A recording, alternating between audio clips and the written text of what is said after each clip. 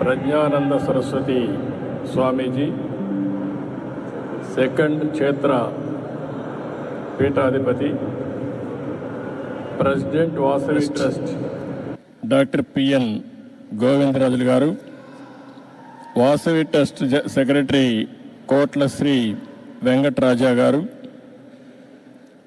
సహచర మంత్రివర్గ సభ్యులు టీజీ భరత్ గారు, గౌరవనీయులు సహచర మంత్రివర్గ సభ్యులు నిమ్మల రామానాయుడు గారు, గౌరవ శాసనసభ్యులు పీతాని సత్యనారాయణ గారు, గౌరవ శాసనసభ్యులు బోలిశెట్టి శ్రీనివాస్ గారు, ఏపీఐఏసీ చైర్మన్ మంతెన రామరాజు గారు, గౌరవ శాసనసభ్యులు రాధాకృష్ణ గారు, మాజీ శాసనసభ్యులు గౌరవనీయులు కృష్ణ గారు, అదే మరిగా ఎమ్మెల్యే శ్రీరామ్ తాతయ్య గారు, అదే మరి ఈ కార్యక్రమానికి చేసిన భక్తులందరికీ, అదే మరి ట్రస్ట్ మెంబర్స్ అందరికి కూడా మనస్ఫూర్తిగా నమస్కారాలు, అభినందనలు, శుభాభినందనలు. ఈరోజు ఇక్కడికి వచ్చినటువంటి భక్తులకు కానీ ప్రజలకు కానీ ఆర్య వైశ్య ఆత్మీయ సోదరి సోదరుమండలందరికీ, ఆడబిడ్డలందరికీ కూడా నమస్కారాలు. ఈరోజు మనం చూస్తే శ్రీ వాసవి కన్యకా పరమేశ్వరి మాతను ఎలా దర్శించుకోవడం, 90 అడుగుల విగ్రహం ఒక పక్కనుంటే ఇంకో పక్క చరిత్ర సృష్టించిన ఒక పుణ్యక్షేత్రం ఇప్పుడే నేను దర్శనం చేసుకొని బయట వచ్చాను. మొట్టమొదటిసారిగా అమ్మవారికి ప్రభుత్వం తరపున పట్టు వస్త్రాలు సమర్పించడం పూర్వ జన్మ సుకృతంగా నేను భావిస్తున్నాను. ఆర్య వయస్సుల ఎలవేల్పు, స్త్రీల ఆత్మగౌరవాన్ని చాటిన కలియుగ పార్వతీదేవి శ్రీ వాసవి కన్యకా పరమేశ్వరి అమ్మగారు. ఈ అమ్మ ఆత్మార్పణ అనుకున్న చరిత్ర తెలిస్తే ఇంకా ఎక్కువ భక్తిభావం పెరుగుతుంది. ఇంకా ఈ తల్లి ఆశీస్సులు తీసుకోవడానికి అందరూ కూడా ఆసక్తి చూపించే పరిస్థితి వస్తుంది. అహింసకు, ఆత్మత్యాగానికి, ధర్మ నిరతికి, శాంతికి ప్రతిరూపం శ్రీ వాసవి కన్యకా పరమేశ్వరి. అమ్మను వేడుకుంటే శాంతి, సంపద, రక్షణ, ఆశీస్సులు మెండుగా లభిస్తాయని అందరికీ నమ్మకం. ఇక్కడుండే వాళ్లే కాకుండా దేశం మొత్తం వయస్సులంతా పూజించే ఏకైక దేవత కన్యకా పరమేశ్వరి అని కూడా నేను మీకు తెలియజేస్తున్నా.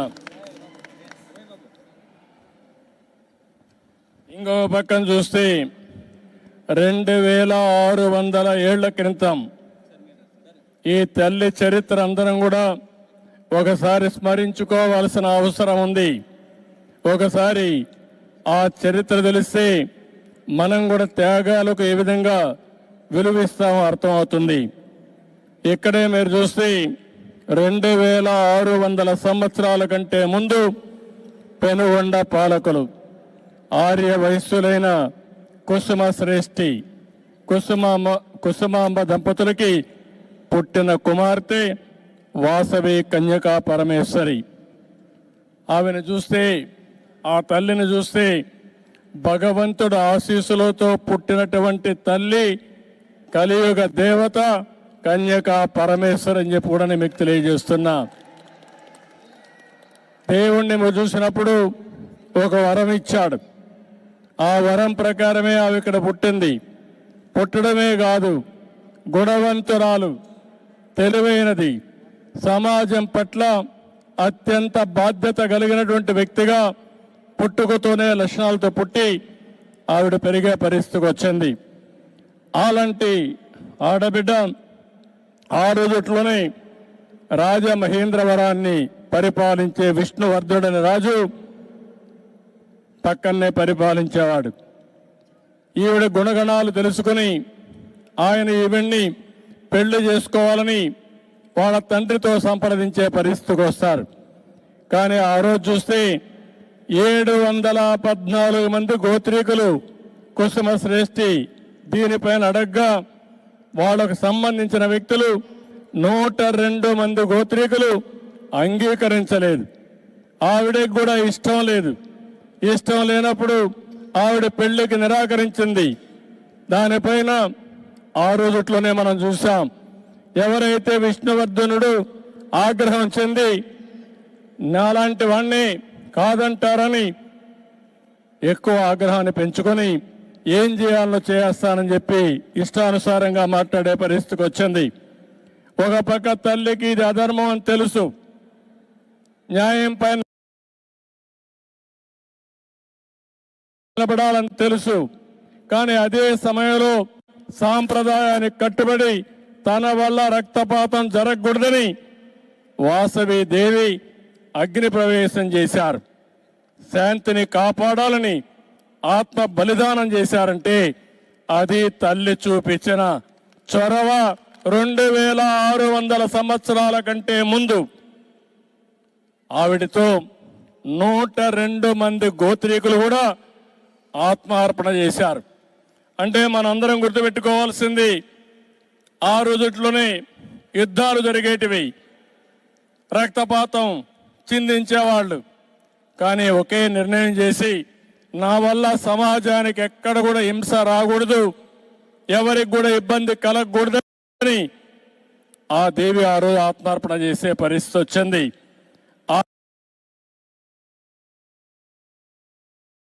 తర్వాత మీరు చూస్తే మహిషాసుర మర్దిని ఆలయంలో అమ్మ వారి రూపంలో వాసవి దేవి దర్శనమిస్తే అక్కడి నుంచి వాసవి కన్యక పరమేశ్వర అమ్మవారి దేవాలయంగా అమ్మవారిని ఆర్యవసులు దేవతగా కొలిసే పరిస్థితికి వచ్చారు. ఇప్పుడే నేను అక్కడ లోపల పోయినప్పుడు చూశాను. ఆవిడ త్యాగానికి, శక్తికి, సంకల్పంతో నేడు అన్ని వర్గాలు పూజలు చేస్తున్నారు. ఆర్యవైశ్య కుటుంబంలో పుట్టిన దేవత కోసం ఆవిడని దర్శించుకుంటే పుణ్యం వస్తుంది, మన కోరికలు నెరవేరుతాయనే ఉద్దేశంతో అందరూ కూడా దర్శనం చేసుకునే పరిస్థితికి వచ్చారు. ఇంకో పక్కన మీరు చూస్తే ఈ వాసవి మాతకి దేశం మొత్తం దేవాలయాలు కట్టారు, బ్రహ్మాండమైన దేవాలయాలు కట్టారు, పూజలు చేస్తున్నారు. ఇప్పుడు బెంగళూరులో ఉండేవాళ్ళు ఇక్కడికి వచ్చి వాసవి కన్యకా పరమేశ్వరి టెంపుల్ కట్టారంటే అది ఆ తల్లిపై నుండే నమ్మకం, నమ్మకమే కాదు మహిమ అని చెప్పి మరొకసారి మీ అందరికీ తెలియజేస్తున్నాం. ఈరోజు మనం చూస్తున్నాం, ఈరోజు ప్రారంభం మాత్రమే. రాబోయే రోజుల్లో ఈ టెంపుల్కి చాలా పేరు ప్రఖ్యాతులు వస్తాయి. ఏదైతే మనందరం చూస్తున్నాం, దేశమంతా కూడా కాశీకి వెళ్తారు.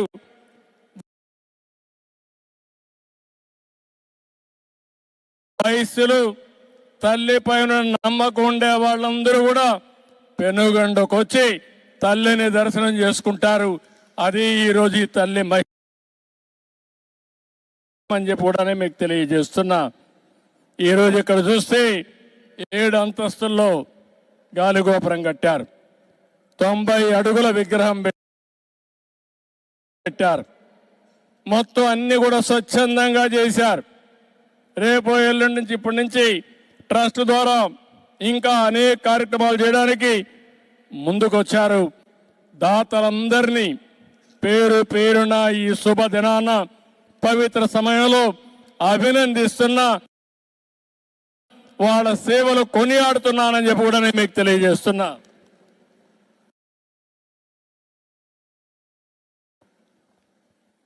ఇవన్నీ కూడా ఈరోజు మనం ఒక్క విషయం గుర్తుపెట్టుకోవాల్సిన అవసరం ఉంది. ఆర్య వయస్సులో కూడా ఒక్క నిమిషం మనం ఆలోచించాల్సిన అవసరం ఉంది. నేను చాలా సార్లు చెప్పాను,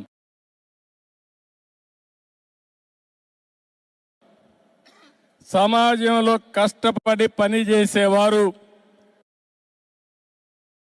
తెలివితేటలతో పనిచేసేవారు ఆర్య వయస్సులు. నీతి నిజాయితీగా వ్యాపారం చేస్తారు. తెల్లవారి నుంచి సాయంత్రం వరకు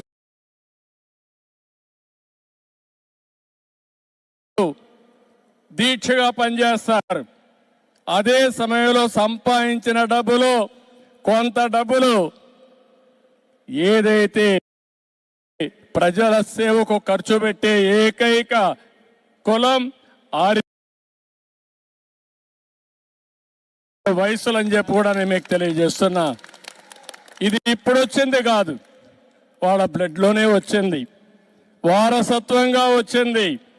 ఎక్కడ అవినీతి చేయరు, అవినీతి చేయాలనే ధ్యాస లేదు. కష్టపడి సంపాదిస్తారు. అందులో వాళ్ళకు తోచిన విధంగా దాన కార్యక్రమాల కోసం, ధర్మ కార్యక్రమాల కోసం వెచ్చించే వ్యక్తులు ఆర్య వయస్సులు అని చెప్పి కూడా నేను మీకు తెలియజేస్తున్నా. వారిని మనస్ఫూర్తిగా అభినందిస్తున్నా. వారు కూడా ఇప్పుడిప్పుడు కొద్దిగా వ్యాపారాలు, పెద్ద వ్యాపారాలు చేస్తున్నారు. కానీ ఒకప్పుడు చిరు వ్యాపారాలకే పరిమితం అయ్యారు. ఎక్కడన్నా కిళ్ళీ కొట్టు ఉంటే ఆ కిళ్ళీ కొట్టు ఆర్య వసూలు తప్ప వేరే వాళ్ళది కాదు. ఇది ఇవన్నీ కూడా అన్ని కొట్టులు వీడే ఉండేటివి. ఇప్పుడిప్పుడు కొద్దిగా ఆ కిరాణా కొట్లు కూడా వేరే వాళ్ళు పెట్టేసే పరిస్థితికి వచ్చారు. కాబట్టి ఇవన్నీ కూడా మల్టీ ఛానల్స్ వస్తున్నాయి, మార్ట్లు చేస్తున్నాయి, షాపింగ్ మాల్స్ వస్తున్నాయి, అనేక ఇది వచ్చాయి. కానీ ఎన్నోసార్లు చెప్పాను, అందుకే ఆర్య వయసుల కోసం ఒక కార్పొరేషన్ పెట్టి మీ తెలివితేటలు ఉపయోగించి మిమ్మల్ని కూడా వ్యాపారస్తులుగా తయారు చేయాలని తెలుగుదేశం పార్టీ ముందుకు వచ్చామని చెప్పి కూడా నేను మీకు తెలియజేస్తున్నా. భవిష్యత్తులో ఇంకా ఎక్కువ చేస్తాం. కన్యకా పరమేశ్వరి తల్లి మనకు అండగా ఉంటుంది. ఆ ఆశీస్సులు ఉంటాయి. తప్పకుండా మీ అందరికీ న్యాయం జరుగుతుంది. ఈరోజు ఈ తల్లి దయ వల్ల నిన్న నేను వాట్సాప్ గవర్నెన్స్ పెట్టాను. అంటే మీరు ఏ ఆఫీసుకు పోయే పని లేదు. మీ ఇంటి దగ్గర కూర్చొని ఫోన్లో ఒక మాట చెప్పినా, ఫోన్లో కొట్టినా సర్టిఫికెట్లు కానీ పనులన్నీ అయ్యి మళ్ళీ మీకు మెసేజ్ ఇచ్చే పరిస్థితికి ఈ ప్రభుత్వం తీసుకొస్తున్నామని చెప్పి కూడా నేను మీకు తెలియజేస్తున్నా. నా ఆలోచన ఒకటే, ఎవ్వరికి ఇబ్బంది రాకూడదు. ప్రభుత్వం అనేది ప్రతి ఒక్కరికి మిత్రులుగా ఉండాలి, శ్రేయోభిలాషగా ఉండాలి. మీ కష్టానికి తగిన విధంగా ప్రభుత్వం కూడా సహకరించాలి. ఆర్థికంగా కావచ్చు, అదే మరిగా ఎక్కడన్నా క్లియరెన్స్ ఇవ్వాలంటే క్లియరెన్స్ పరంగా కావచ్చు, భద్రత కానీ ఏది కావాలన్నా మీకు చేసే పరిస్థితి రావాలని ఈరోజు ఈ ప్రభుత్వం ముందుకు వెళ్తా ఉంది. ఈ ప్రభుత్వం మీది, ఈ ప్రభుత్వం మనది. నేను ఒకటే చెప్తున్నాను, మీ అందరినీ సుఖ సంతోషాలతో చూడడమే ఈ ప్రభుత్వం యొక్క ధ్యేయం అని చెప్పి కూడా నేను మీకు తెలియజేస్తున్నా. అందుకే ఈరోజు తల్లి దగ్గర నేను కూడా మీ అందరికీ చెప్తున్నా, 2047కి ఒక విజన్ తయారు చేసుకున్నాం. అది కూడా మీరు చూస్తే స్వర్ణ ఆంధ్రప్రదేశ్ విజన్ 2047 తయారు చేశాం. దాని ప్రకారం ముందుకు పోతున్నా. ఈ విజన్లో ఎక్కువ పాత్ర పోషించాల్సింది ఆర్య వయస్సులు కూడా పోషించాల్సిందిగా వారందరినీ మనస్ఫూర్తిగా కోరుకుంటూ చేస్తారని చెప్పి ఆశిస్తూ అందరికీ నమస్కారాలు.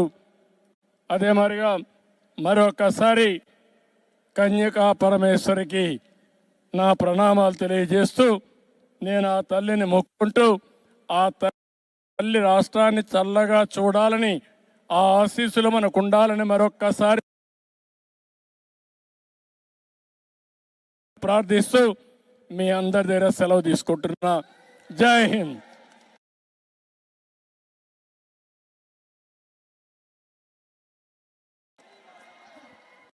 సార్, ముఖ్యమంత్రి